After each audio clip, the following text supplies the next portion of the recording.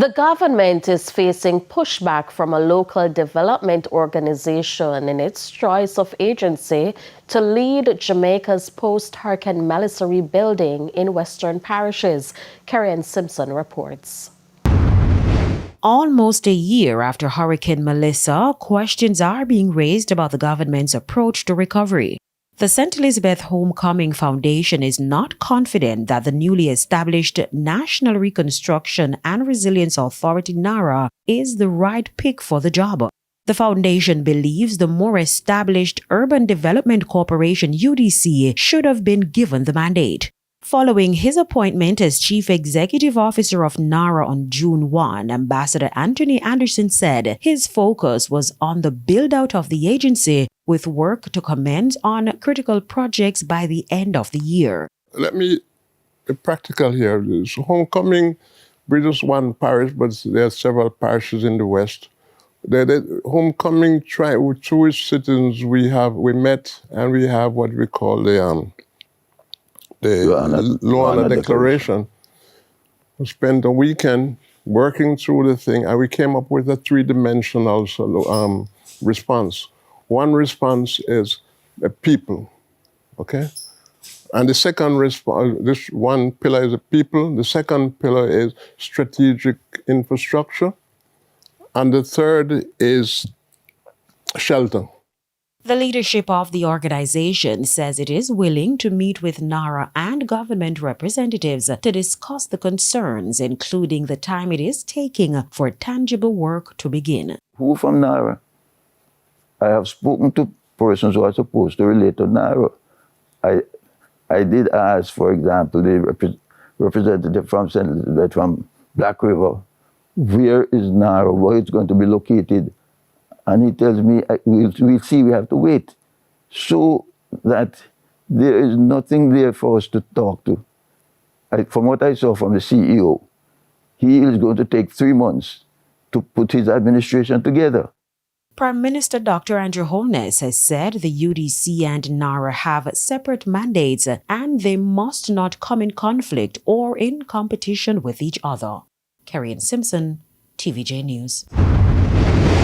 Now that schools are officially closed for the summer break, the Education Ministry says contractors have been working to get those damaged during Hurricane Melissa ready for the start of the new term in September. Details in this report. It's time for a break. Stay with us, more stories when we return.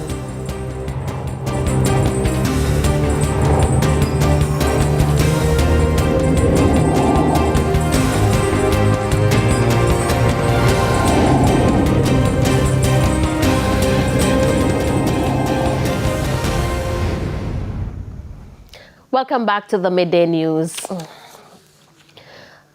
The Montego Bay CIB is investigating the death of an elderly man who perished in a house fire in the community of Melbourne this morning. It's unclear how the fire started. However, residents say sometime after 2 o'clock, they were awakened by flames coming from 87-year-old Casina Anglin's 2-bedroom dwelling. 2 fire trucks from the Barrett Street fire station responded. However, by the time they arrived, the house was fully engulfed in flames. Mr. Anglin's charred remains were recovered after cooling down operations. So after that, we hear the sound continue. So we just peep through the window, the side of the window. After peeping through the window now, we just hear, me see smoke. And I say, what kind of smoke that? So we go to the front window. And when we peep through the front window, we see the place in orange. They like the window part in orange. So that time I run and call me daughters. I said, look here, and it's the house on fire, you know. And everybody jump up.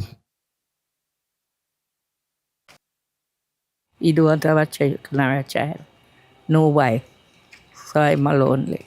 I the one uncle me have by my father's side. So I feel away.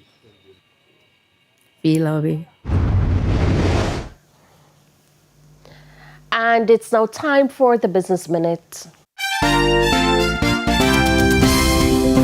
A senior investment advisor at Mayberry Investment says the strong performance at the Sagicor Select Fund is being driven largely by its substantial investment in NCB Financial Group. Speaking on Real Business, Christopher Thomas said the fund has a significant holding in NCB, which has benefited from the banking group's improved financial results in recent months. Mr. Thomas said investment confidence has also been strengthened by the easing of uncertainty surrounding NCB's largest shareholder, Michael Leachin, the resumption of dividend payments, and the decision by BNS to go private. Further afield, BMW has issued a recall for more than 29,000 vehicles. A notice from the National Highway Transportation Safety Administration says the cars pose a fire risk. The recall applies to 4 different BMW models: the 2018 to 2020 BMW 530 EX Drive and the i-Performance, the 2017 to 2019 BMW 7040 LEX Drive, and the 2016 to 2018 BMW 330 Performance. Owners will be notified by mail with information on the recall. BMW says it will replace the car's engine starter at authorized BMW dealers. Until repairs can be made, officials say owners should park their cars outside and away from structures. And that's it for the Business Minute. I am Carrie Simpson. Thank you, Carrie. And here's a preview of what's coming up in this evening's health report.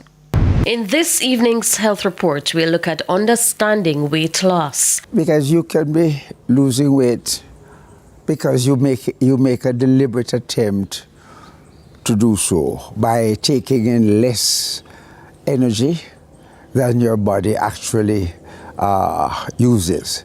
So by doing so, you're utilizing up the energy, not enough to sustain your existing body weight.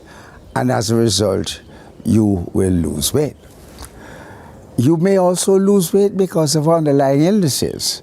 A variety of illnesses can prevent the body from assimilating, taking up all those energy products that it has taken in. And as a result, you may very well lose weight. Then there is the matter of, especially the younger women, they want to lose weight like yesterday, and they're not prepared to go what you would say, the normal routine of the dieting and exercise, etc. That's the health report in Primetime News at 7. And now for today's healthy living tip. Don't ignore sudden weight loss. Exercise builds stronger muscles. Choose balanced, nutritious meals and consult with your healthcare professionals early. And it's now time for the top stories from around the world.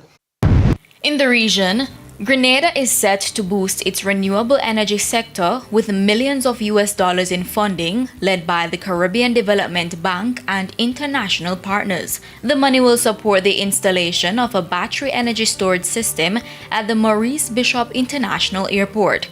Officials say the project will improve grid reliability, expand the use of renewable energy, and reduce the island's dependence on imported fossil fuels.